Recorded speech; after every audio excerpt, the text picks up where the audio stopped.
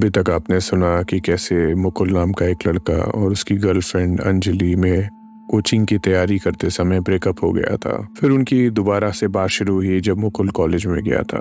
पर फिर अचानक से एक दिन अंजलि ने उससे बात करना बंद कर दिया।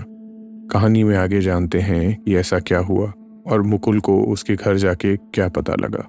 नमस्ते, आप सुन रहे हैं toss the other side story. अब मुकुल जब आगरा के पास पोस्टिंग पाता है तो एक दिन संडे को वो अंजलि के दिए गए एड्रेस पर उसके घर पहुंचता है। उसके घर पे जाके वो जब दरवाज़ा खटखटाता है और पूछता है तो पता चलता है वहाँ अंजलि नाम की कोई लड़की रहती ही नहीं है। वो काफ़ी स्तब्ध हो गया। उसको लगा कि शायद अंजलि ने कोई गलत एड्रेस दिया होगा। वो फिर उस कॉलोनी के हर घर में जाके पता करना शुरू किया कि क्या पता अंजलि रहती हो, आसपास रहती हो। उसको जो अंजलि के बारे में पता था उसने वो पूछा, लेकिन अंजलि नाम की कोई लड़की उस पूरे कॉलोनी में कहीं नहीं रहती थी। वो पूरी कॉलोनी पिछले 3-4 साल के अंदर ही बसी है, इसीलिए लोग एक दूसरे को ज़्यादा जानते भी नहीं थे। उस दिन के बाद मुकुल काफ़ी बेचैन सा रहने लग गया कि उसको लगा कि ऐसा कैसे हो सकता है कि अंजलि यहाँ रहती ही नहीं है। और फिर उसका एक ही काम हो गया कि उस कॉलोनी के पास में एक मंदिर था, वहाँ जाके बस शाम को बैठ जाना। उसी कॉलोनी के पास उसने एक घर भी ले लिया था, क्योंकि उसको लगता था कि जहाँ अंजलि ने जो जगह बताई थी उसके पास ही रहने से उसको अंजलि की एक मेमोरी आती थी। डेली शाम को वो मंदिर में जाया करता था, मंदिर में बैठा करता था। क्योंकि वो हनुमान जी का मंदिर था, इसलिए मंगलवार को और शनिवार को काफ़ी भीड़ होती थी। और मंगलवार के दिन वहाँ पे कॉलोनी के आसपास के सब लोग शाम को आरती करने आया करते थे। एक दिन उसने देखा कि एक परिवार आया है और उन परिवार के साथ एक विक्षिप्त सा लड़का उनके साथ उतरा गाड़ी से। लग रहा था वो काफ़ी बीमार है। उसके परिवार के 2-3 लोग पकड़ के उसको हनुमान जी के सामने दर्शन कराए। मुकुल मंदिर के एंट्रेंस के पास दीवार पे पीठ लगा के बैठा हुआ था। वो अंदर आने वालों को देख रहा था और वहाँ वो बैठ कर बस अपना हनुमान चालीसा पढ़ रहा था। अचानक उसको लगा कि कोई उसको देख रहा है। उसने देखा कि वही परिवार का लड़का जिसको लेकर आया गया है वो मुकुल को काफ़ी अजीब से देखना शुरू कर दिया। वो वहाँ से हिल ही नहीं रहा था। घर वाले भी काफ़ी एम्बैरेस हो गए। वो उसको वहाँ से ले जाना चाह रहे हैं, पर वो उसको काफ़ी गुस्से में देखना शुरू कर दिया और उसकी सांसें तेज तेज चलना शुरू हो गई। मुकुल को कुछ समझ में नहीं आ रहा था। वो कुछ समझता कि उसके परिवार वाले उसको काफ़ी मुश्किल से गाड़ी में बैठा के लेकर गए। जब तक वो लड़का गाड़ी में बैठ भी रहा था तब तक वो लगातार मुकुल की तरफ पीछे देख रहा था और काफ़ी गुस्से में था। मंदिर के एक पुजारी भी ये सब घटना होते हुए देख रहे थे और वो ये भी देख लिए कि मुकुल काफ़ी डरा हुआ है। पुजारी मंदिर का समय समाप्त होने के बाद मुकुल के पास आए। मुकुल को उन्होंने प्रसाद खिलाया और मुकुल को बोला, चिंता करने की ज़रूरत नहीं, ये मानसिक रूप से विक्षिप्त लड़का है। क्योंकि ये पूरी कॉलोनी नई नई बसी है तो ये लोग भी आए हैं। ये लड़का कॉलोनी में आने के बाद काफ़ी बीमार हो गया। कोई कहता है उनके घर का वास्तु खराब है, कोई कहता है कि उनके घर में कुछ दिक्कत है, पर क्या है वो किसी को पता नहीं।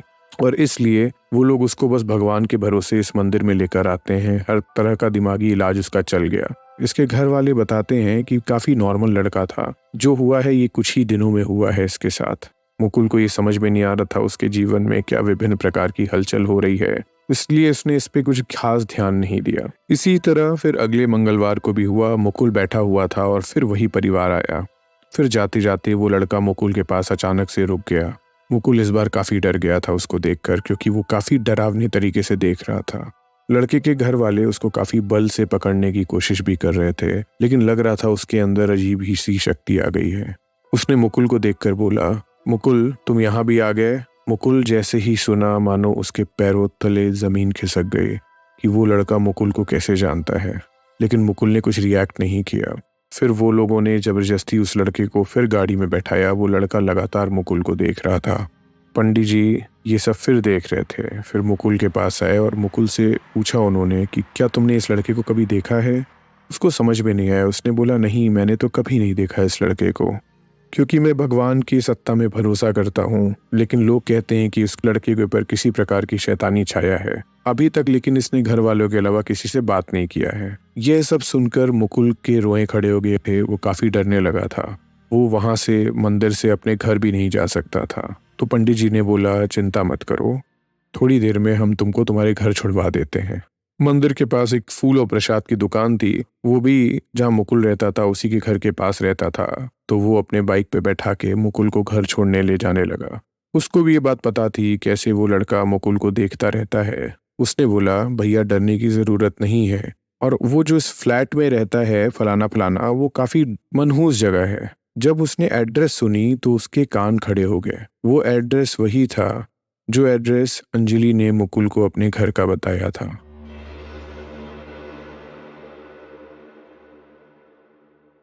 मुकुल को काटो तो खून नहीं। वो जब अपने घर पहुंचा, वो किसी तरीके से बिस्तर पे बस लेटकर सुबह होने का इंतज़ार करने लगा। उसने ये सोचा जैसे ही सुबह होगा वो तुरंत उस घर में जाके उनसे बात करेगा। अगली सुबह उठते ही मुकुल उस घर में गया। उनसे बोला कि मुझे आपके लड़के से मिलना है। तो उन्होंने बोला, बेटा लड़के का तो स्थिति तुम जानते हो। तो उसने बोला, नहीं, मुझे मंदिर में वो 2 दिन से पहचान रहा है, मैं बस इसलिए मिलना चाहता हूँ। जब उसके माँ बाप मुकुल को उस लड़के के कमरे में लेकर जाते हैं तो वो लड़का मुकुल को देखते ही चिल्लाना शुरू कर देता है और बोलता है, अचानक तुम यहाँ आ गए, अचानक तुम यहाँ आ गए, तुम्हें आने को मना किया था मैंने। और देखते ही देखती वो लड़के की आवाज़ के अंदर 3 आवाज़ आना शुरू कर दी।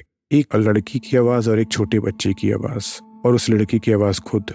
जब मुकुल ये सुना तो वो काफ़ी शॉक्ड हो गया, क्योंकि जिस लड़की की आवाज़ आ रही थी वो आवाज़ अंजलि से हूबहू मिलती थी। उसके समझ में नहीं आया ये कैसे हो गया। वो वहाँ से उल्टे पैर भाग गया और भागते भागते वो मंदिर गया। पंडित जी उस समय वहीं पे थे, उनको उसने पूरी बात बता दी। पंडित जी सुनते ही बोले, बेटा मुझे अपनी पूर्व की सब बातें बताओ। तो मुकुल ने उन्हें अपने 12th के बाद से होने वाले सब इंसिडेंट की बात बताई कि कैसे वो दिल्ली तैयारी करने गया था और कैसे उसे अंजलि नाम की एक लड़की मिली और कैसे ऐसा ऐसा हुआ। अंजलि नाम सुनते ही पंडित जी भी उसको काफी गौर से देखना शुरू कर दिए। उन्होंने बताया कि आज से लगभग 4 साल पहले आगरा शहर में एक पति पत्नी ने सुसाइड कर लिया था। पुलिस को सुसाइड नोट पे उन्होंने लिखा था कि उनकी लड़की, जिसका नाम अंजलि था, वो उसको उन्होंने पढ़ने भेजा था, पर वो आई तो प्रेग्नेंट थी। उन्होंने उस लड़की को मार के कहीं गाड़ दिया है, लेकिन वापस आने के बाद वो लड़की उनके सपने में आना शुरू हो गई थी। उनकी ही बेटी उनको सपने में आके डराना शुरू कर दी थी और उनको जगह जगह दिखना शुरू हो गई थी। और वो इस ग्लानि में भी थे कि उन्होंने अपनी इकलौती लड़की को मार दिया, और वो शर्म में भी थे कि वो अपने समाज को अब कैसे फेस करेंगे, और किसी न किसी दिन ये बात पता तो लग ही जाएगी। इसलिए पति पत्नी दोनों ने सुसाइड कर लिया। वहाँ से मुझे पता चला कि अंजलि नाम की लड़की थी। मुझे लगता है कि उसी लड़की की लाश को इसी जगह पे उन्होंने दबाया था, क्योंकि तब ये कॉलोनी बनी नहीं थी। वही अंजलि इस लड़के के अंदर प्रवेश करके तुमसे शायद बात करती हो। यह देखकर मुकुल स्तब्ध हो गया और शून्य की तरफ देखना शुरू कर दिया। इस इंसिडेंट को ख़त्म हुए लगभग 15-16 साल हो गए। हमको ये पूरे इंसिडेंट को मुकुल ने खुद मेल करके बताया है। मुकुल इस समय यूएस में है, उसने शादी नहीं की है। उसको अभी भी सपने में कभी कभी अंजलि दिखाई देती है। उसने जब ये पता किया कि आगरा में उस कॉलोनी में क्या हुआ था, तो पता चला आगरा में उस परिवार ने घर बेच दिया था, पर किसी ने किसी को कुछ बताया नहीं था। इस मेल को भेजने का कारण ये था कि आज मुकुल को सवेरे सवेरे एक मेल आया अननोन सेंडर आईडी से, जिस पे लिखा था, हेलो पापा, आप कैसे हैं? अब मैं बड़ा हो गया हूँ, मैं आपसे मिलने बहुत जल्दी आने वाला हूँ।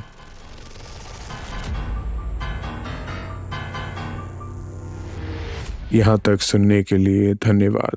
हम स्पॉटिफाई पे भी हैं, उसका लिंक इसके डिस्क्रिप्शन में दिया गया है। आप सुन रहे थे toss the other side story. नमस्ते।